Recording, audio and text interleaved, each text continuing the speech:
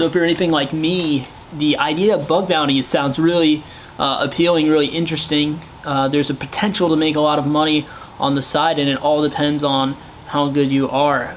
But how can you get started if you're a complete beginner? We're going to be covering that in this video, so stay tuned.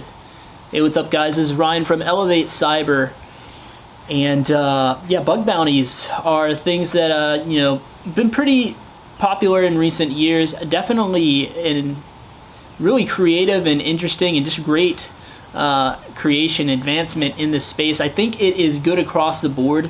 It definitely helps companies secure their environments, and it allows offensive guys like us to have some fun and make some money on the side as well. I will say, if there's been a lot of people that have entered this field having no experience in a corporate environment, having no formal education on this stuff, but they were true hackers, right?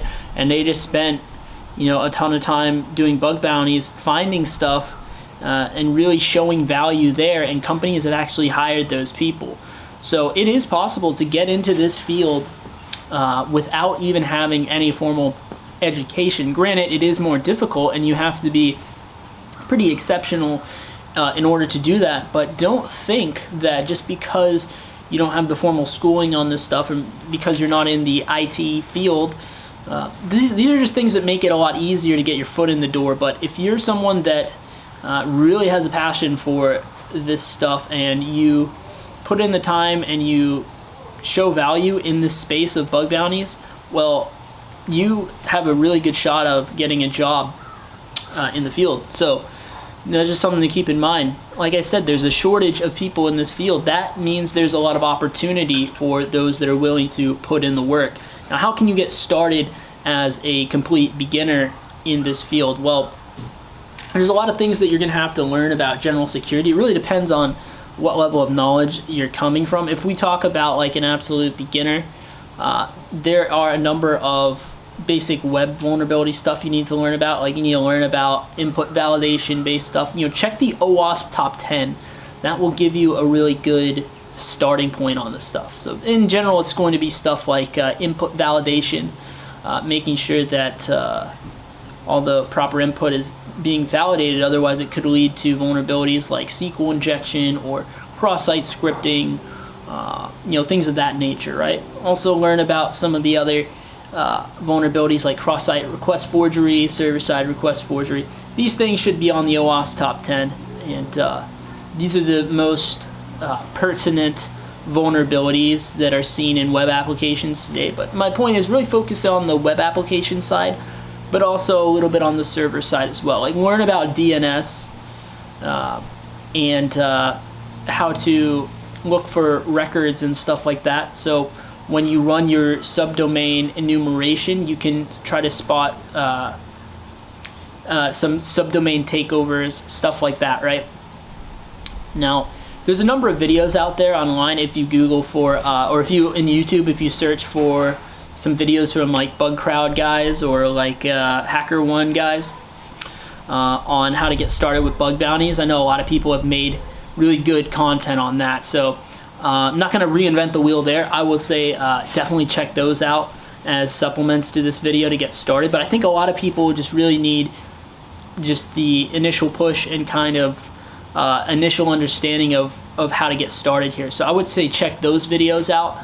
And there's even books like Real World Bug Hunting, which is one that I've shown on this channel before, where it will take all these vulnerabilities and really explain to you like what it is. It'll show you a HackerOne or a bug bounty report basically of when someone found this and like what their write-up was, so you can really understand and see the real-world application of the finding, right? And it even tells you how much money they got paid for reporting the that particular bug as well. So it's really interesting information. In 2021, certainly bug bounties are something that I want to dive into a bit more. But we also talk about automation all the time. You can bring your skills in automation in and leverage that to find these bugs and get paid money on the side. One thing that I will tell you guys is that the top guys in this space of the bug bounty hunting, right? The top bug bounty hunters, all of them use automation, and they basically have automation that they've built up over time that's automatically finding a ton of these vulnerabilities, and they're just sort of cross-checking it. And they pretty much have a lot of the findings and stuff autopiloted. Now the thing is, in this space, they're very secretive about their tooling, right? Because this is how some of these guys, they do it full time, and that's fully how they make their money.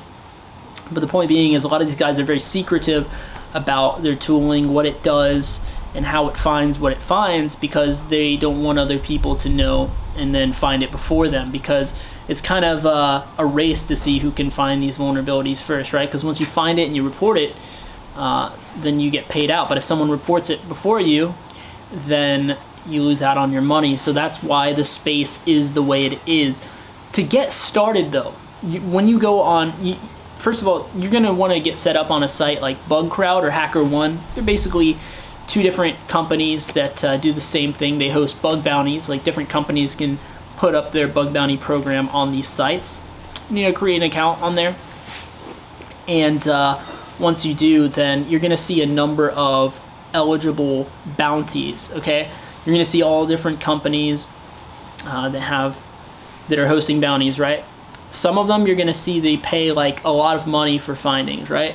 But then there's going to be some at the same time that don't have any payment. They just, you're kind of doing it for charity, right? Like, they don't actually pay out any bounties, right? You don't get money for the findings, right? But they're still on there.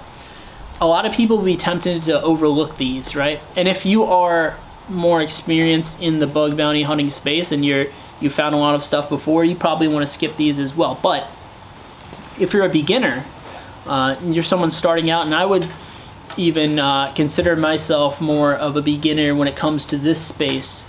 But what you want to do is you're going to want to prioritize those free ones, at least in the beginning. The reason is, well, not free in the sense you never have to pay to do a bug bounty, but the companies pay you for finding vulnerabilities, right? So, but you might want to consider some of these that don't pay out a bounty, because they will have less eyes on them, less attention, less people competing to find it first. Because remember, this is a race basically to see who can find the vulnerabilities the fastest. Because once you submit it, then they patch that vulnerability, pay out the bounty if there's a payout, and then that vulnerability is patched, right? So you got to find something else. So it is a race, right? So with that being said, the less people that you're competing against, the greater chance that you have. So basically, it'll just make things easier for you, which is good when you're just getting started out in this space. So I would definitely look for ones that don't have payouts initially.